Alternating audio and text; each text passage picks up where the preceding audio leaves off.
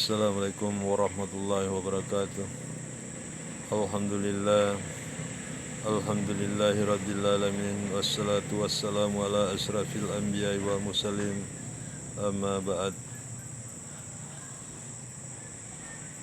Tak henti-hentinya kita menyampaikan puji syukur kehadirat Allah Subhanahu wa taala, karena Allah Subhanahu wa taala masih memberikan kita kesempatan dan kekuatan sampai hari ini kita menjalankan daripada perintah-perintahnya dan menjauhi larangan-larangannya. Hadirin rahmati Allah Subhanahu wa taala.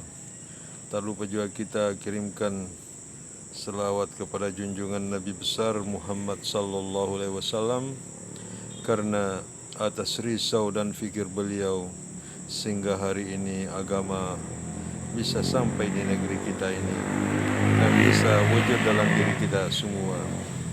Hadirin rahmati Allah Subhanahu wa taala. Saudara-saudaraku yang seagama dan seiman di desa Andarwa ini, yang saya cintai dan saya banggakan. Saya tidak terasa waktu bahwa saya datang di Andarwa ini sejak tahun 1990. Jadi kalau hitung-hitungan sekarang tahun 2020, berarti saya sudah memasuki waktu selama 30 tahun saya menetap di Andarwa. Jadi saya rasa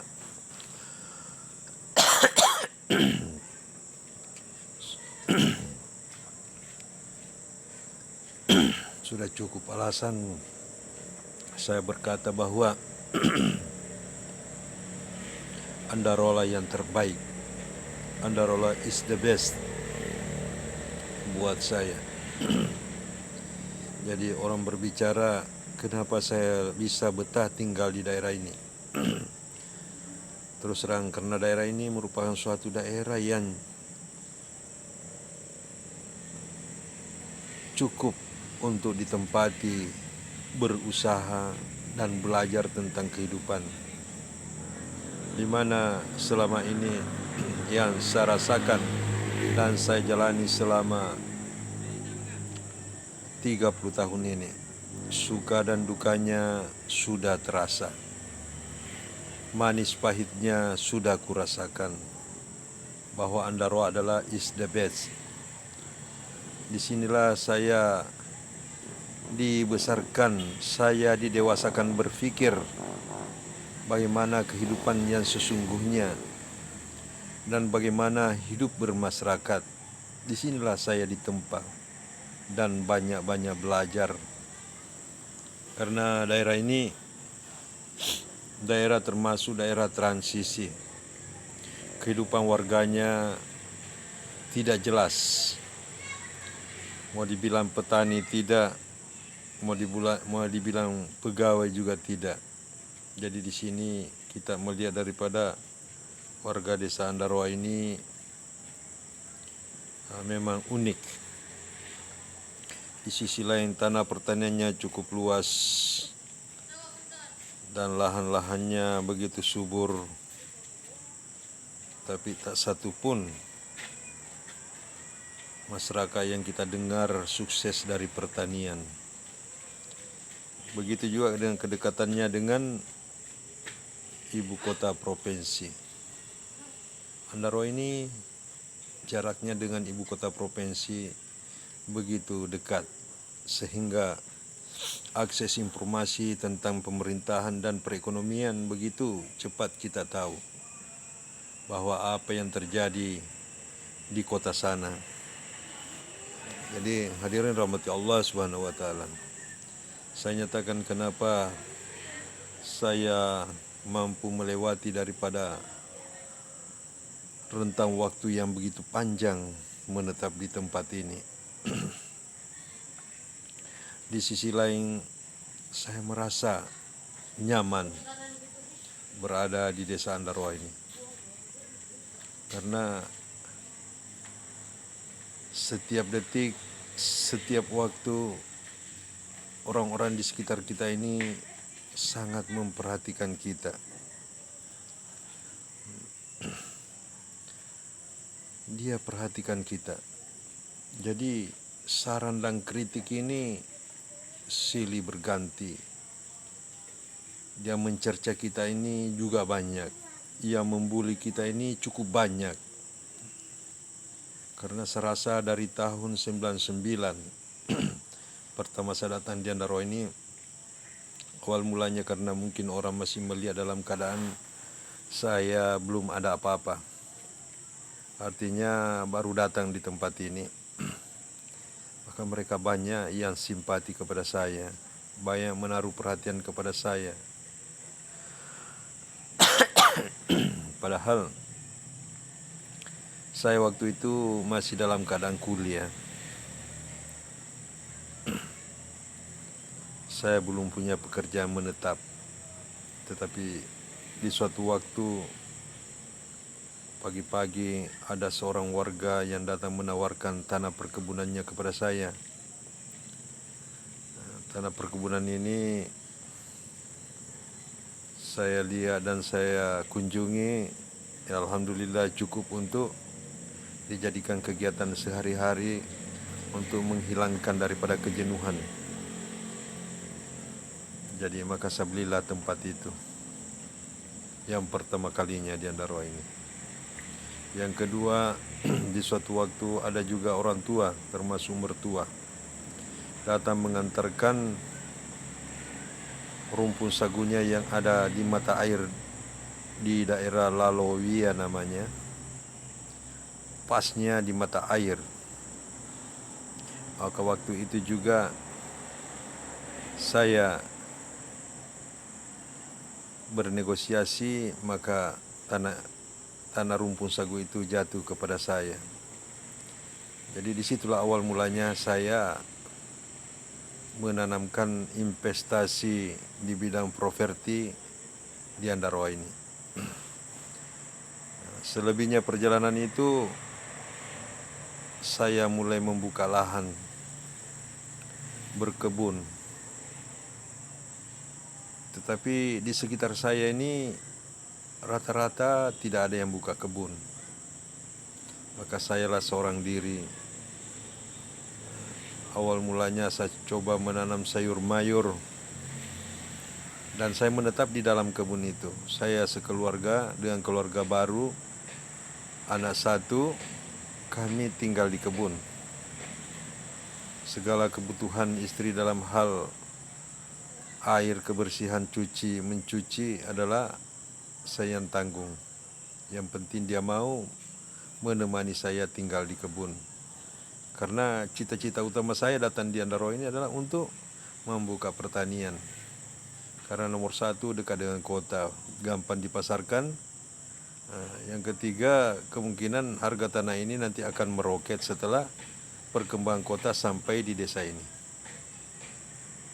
Dan alhasil dalam perjalanan bertani itu saya tanam kakao, jangka panjangnya tanam sayur, jangka pendeknya. Tetapi orang di sekitar saya banyak yang beternak dan mereka tidak bersimpati kepada petani. Setiap kita menegurnya, maka dia nyatakan, perbaikilah pagarmu, perkuatlah pagarmu. Mereka tidak mau disalahkan, selalunya kita yang salah yang punya kebun. Maka pada saat itu saya berpikir, karena berapa kali dimasuki tanaman saya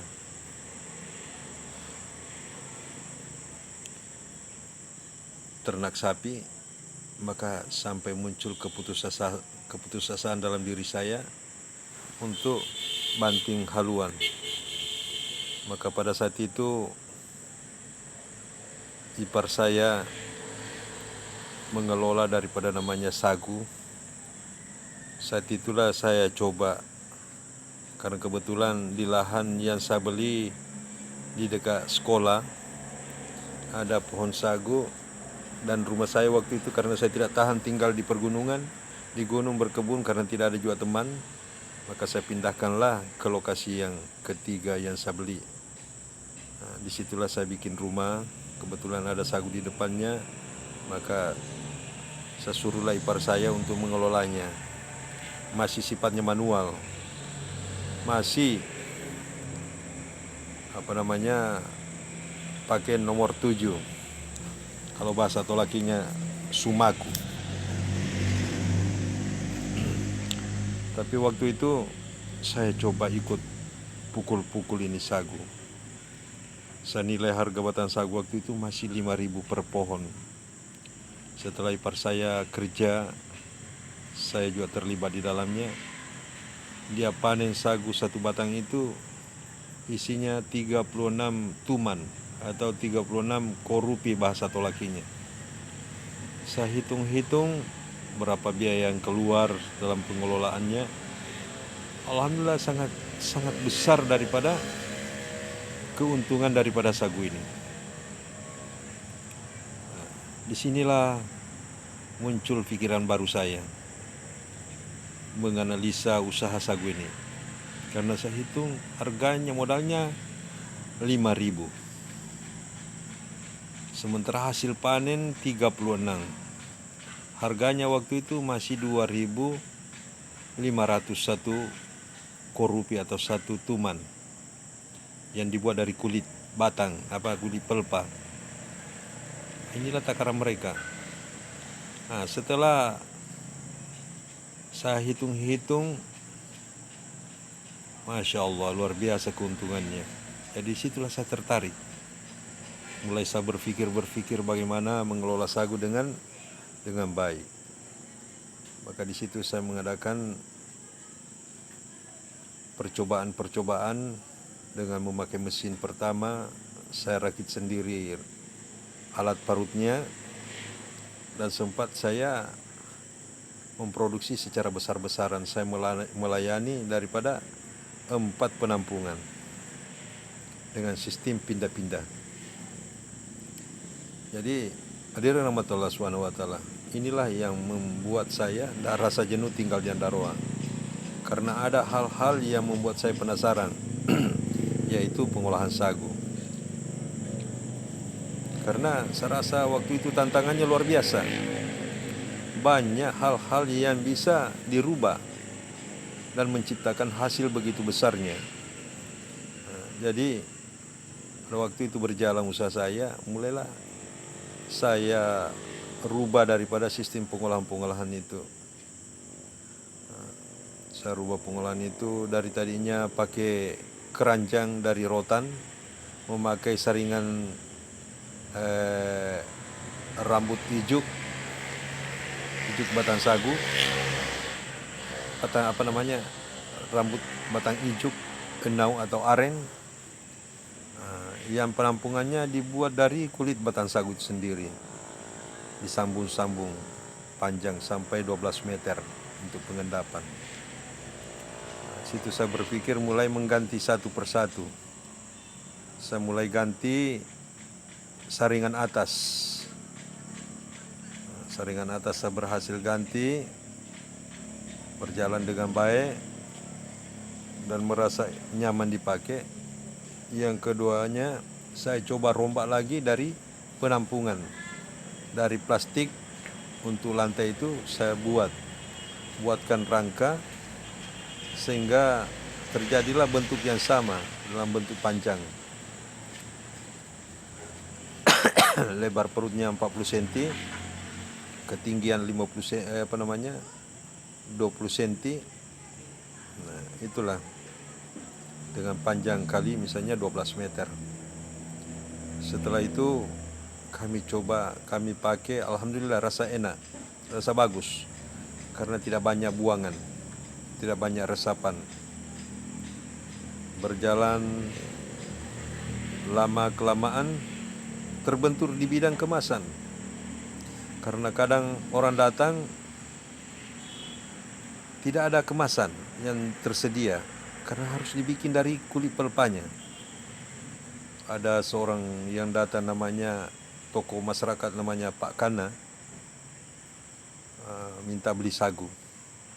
Dan pada saat itu karyawan saya pada keluar, ada pesta waktu itu, maka tidak ada yang di tempat. Maka sayalah coba tawarkan. Dia bertanya bahwa siapa yang punya sagu yang sudah diisi ini. Saya bilang, Yang punya adalah orang tua sana yang di ujung kampung. Dia bilang, bagaimana caranya ini bisa saya ambil dulu? Saya bilang tidak bisa, karena nanti datang pada saat dia mau makan. Maka pada saat itu spontan, karena kebetulan ada kemasan terigu yang dari kain. Saya tawarin, kalau mau om, nanti saya masukkan dalam karung, bisakah? Saya bilang mungkin kita coba dulu. Jadi pada saat itulah saya coba tumpahkan itu yang isinya satu tuman atau satu korup itu masuk dalam karung. Ternyata ukurannya 2 kepal dari pinggir atas turun ke bawah, itulah ukuran satu tuman itu. Disitulah mulai terjadinya perubahan kemasan. Tapi lambat laun perjalanan, ya karena permintaan begitu juga berubah harga, dinaikkan harganya, maka diisi pola itu karung. Beratnya dengan berat 50 kilo. Kalau kalau tepung terigu itu hanya isinya 25 kilo.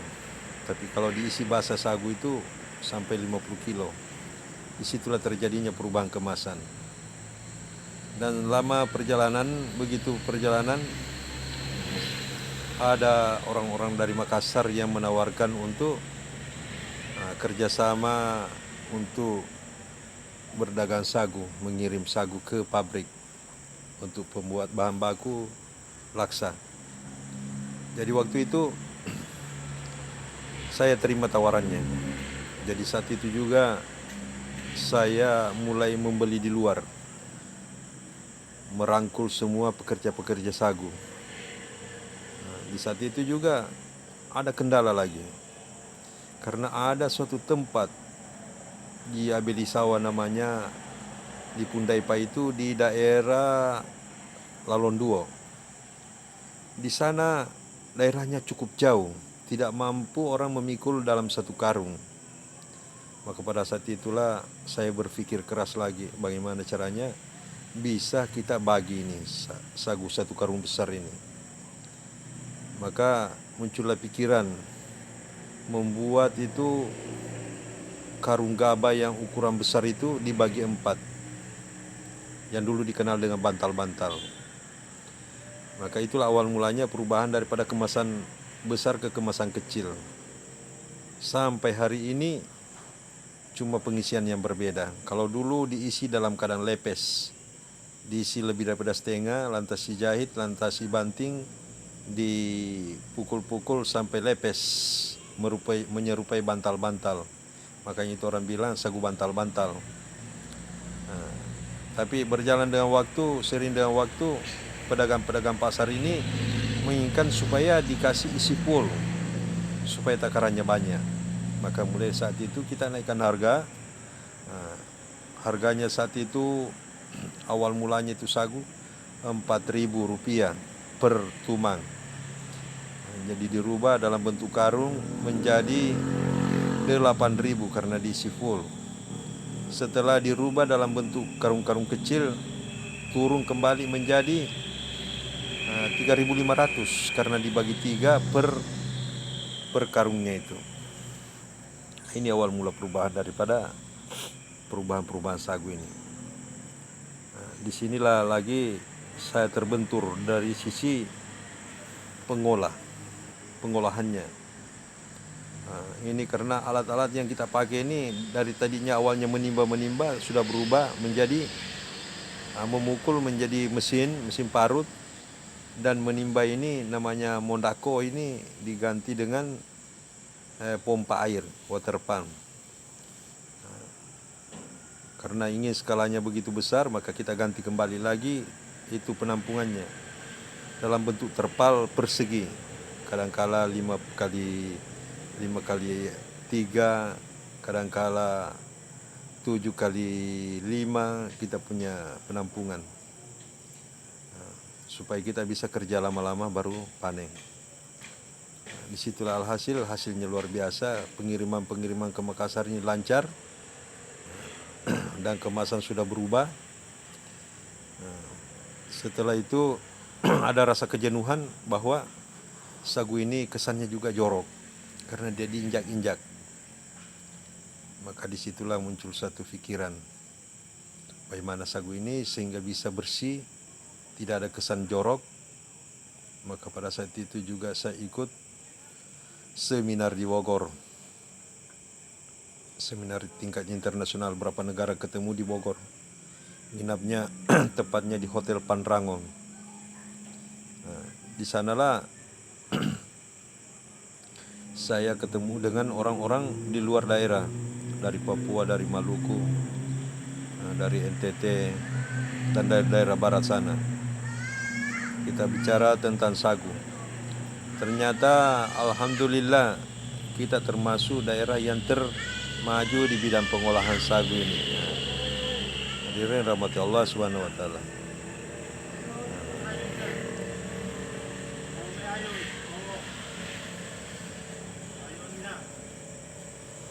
Jadi mungkin itulah sekedar mungkin kami mengingat di masa lalunya.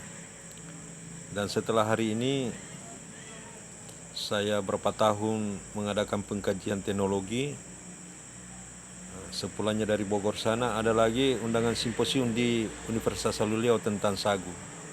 Kita ketemu dengan pakar-pakar sagu dunia.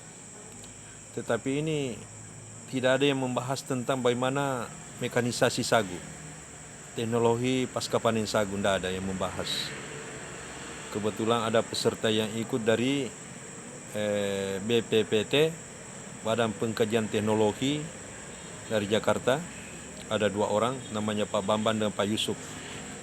Waktu itu pernah memberikan bantuan kepada Yayasan Pembinaan Mutu Pertanian, Pengawasan Mutu Pertanian, yang diketuai, saya lupa namanya siapa ketuanya dulu itu, yang ditempatkan di di Ambesia sana, di Laea, di Konawe Selatan.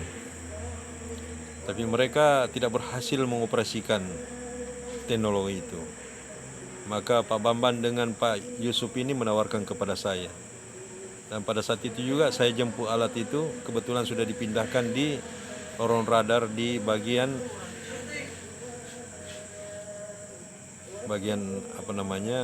Ranometo sana.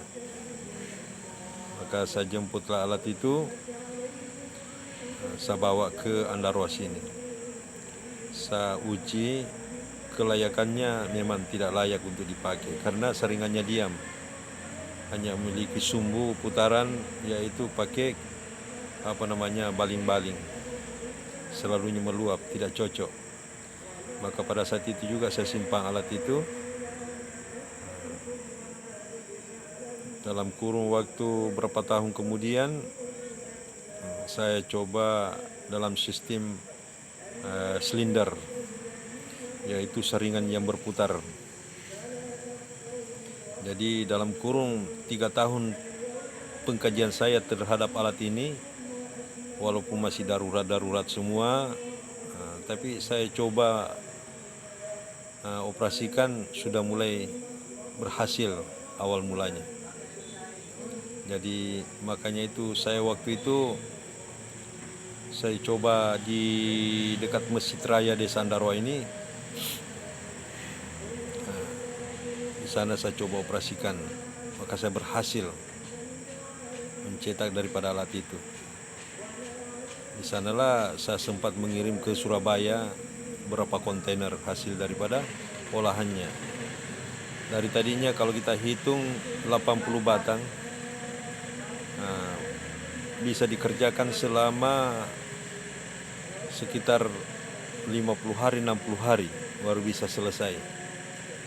Tapi saya waktu itu dengan kurun waktu hanya 24 hari sudah bisa kerja daripada 80 batang.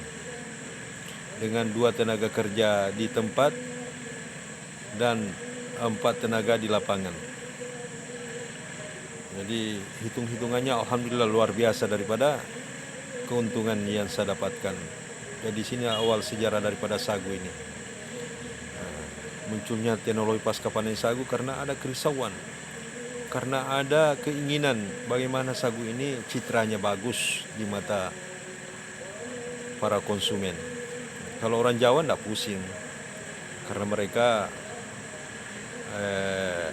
bekerja ulang di sana, dicuci ulang, dibuat mereka membuat itu laksa atau mihun atau olahan-olahan lain seperti Indomie dicampur dengan kanji. Nah, tapi kita ini orang Kendari ini kasihan juga kalau kita pakai olahan-olahan dari situ mau dipasarkan di pasar ini, maka sangat-sangat menyedihkan. Karena sekarang kita tahu bahwa Kendari ini sudah banyak daripada warung-warung Sinonggi yang memperkenalkan ciri khas Sulawesi Tenggara. Tapi kita ini tidak berupaya bagaimana menjaga mutu daripada produksi sagu kita ini. Jadi situlah ketertarikan saya untuk memperbaiki daripada citra daripada sagu ini. Jadi hadirin rahmati Allah Subhanahu wa taala, marilah kita senantiasa mendukung daripada perkembangan dan perlindungan daripada sagu ini. Karena sagu ini kebanyakan tersingkir, tergeser kepentingannya, lahannya untuk jadi perumahan, persawahan. Mereka dibongkar atau dibunuh. Padahal kita tidak sadar bahwa sagu ini siapa yang tanam sebenarnya. Rata-rata sagu yang ada di Sulawesi Tenggara ini sudah tidak tahu siapa yang penanamnya.